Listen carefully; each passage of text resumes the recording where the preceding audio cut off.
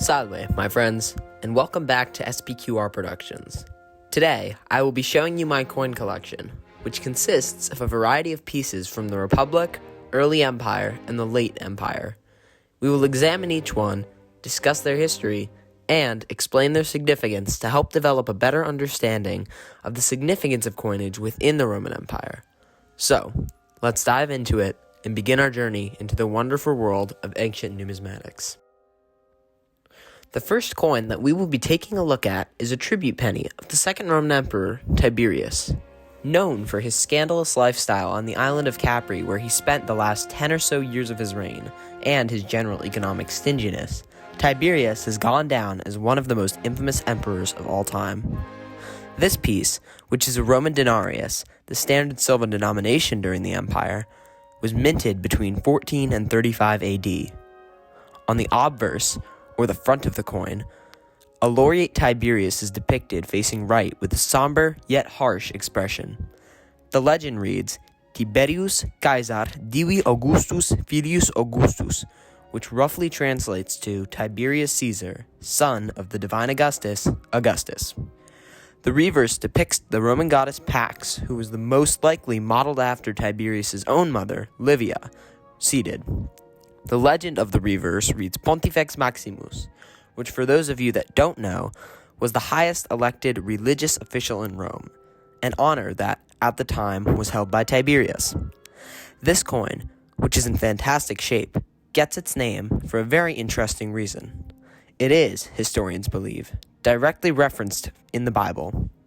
Mark 12:14 tells the story of Jesus as he confronts a group of Pharisees who were attempting to trick Jesus into saying that subjects shouldn't pay taxes to Caesar, an act of treason in imperial Rome.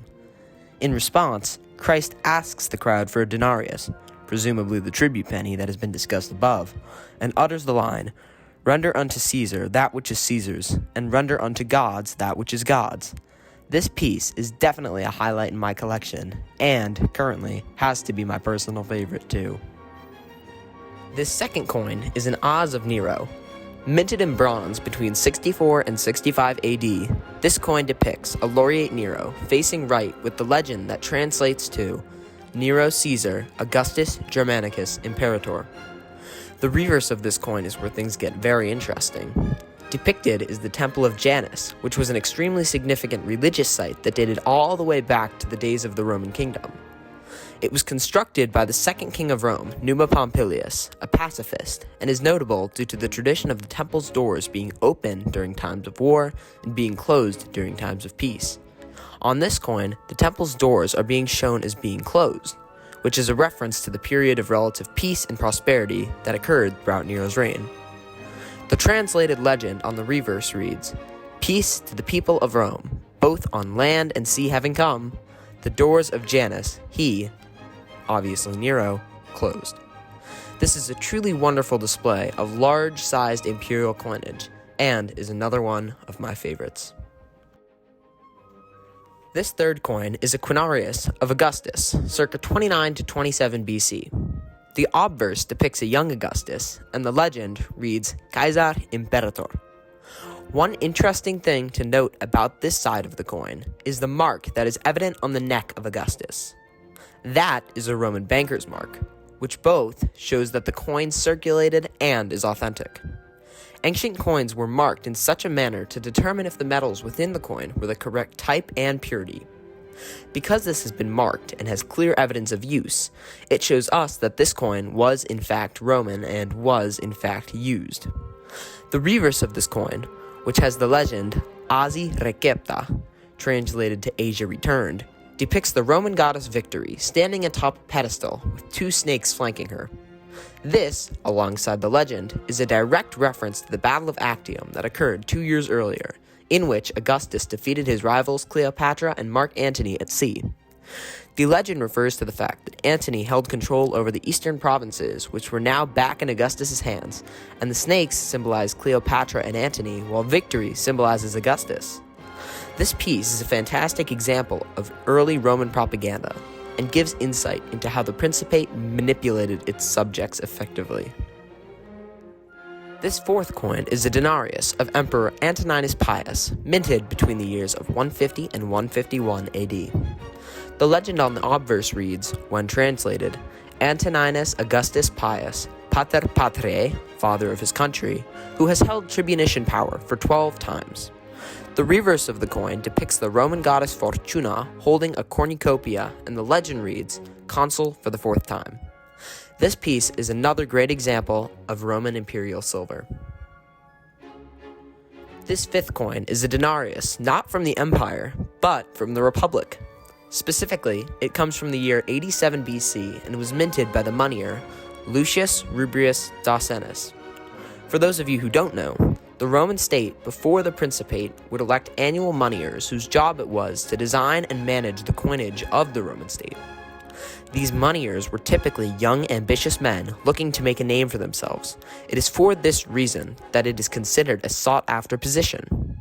Anyways, the obverse of this piece depicts a helmeted Jupiter facing right, and the reverse depicts a 4-horse Roman chariot, which is towing along the Roman goddess of victory.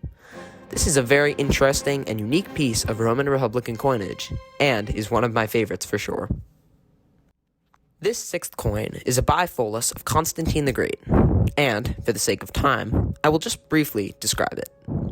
The obverse depicts a crowned Constantine the Great facing right, and the reverse shows a Roman fortress with a large front gate.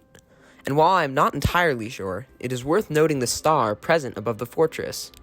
While it may be a bit far-fetched, I believe that it may symbolize Christ. This wouldn't be entirely unreasonable either, as Constantine was the first Christian emperor. Let me know what you think about this in the comments below. Anyways, on to the last piece of today. This 7th and last coin in my collection depicts the General Emperor Aurelian. This Antoninianus, also known as a double denarius, which was minted between 274 and 275 AD, is a fantastic example of late 3rd century imperial coinage. The obverse depicts Roman Emperor Aurelian facing right in his military uniform, and the legend reads, Imperator Caesar Aurelianus Augustus. The reverse of this coin has to have my single favorite legend in my entire collection. It depicts the Roman goddess Victory handing Aurelian, again in his military uniform, a crown, an obvious reference to a string of victories that helped to end the crisis of the 3rd century. The legend simply reads, Restitutor Orbis, which, when translated, means restorer of the world. This was a nickname given to Aurelian that, in my opinion, best demonstrates his amazing accomplishments that ultimately led to the extended life of the empire. Thank you so much for watching the video. I know that my collection now is relatively small. However, over the next few years, I hope to expand it to become as great as Rome itself. I plan to post videos roughly once per week, so keep your eyes peeled for upcoming content. Please consider subscribing to the channel so you are updated as soon as a new video drops, and I hope to see you again very, very soon.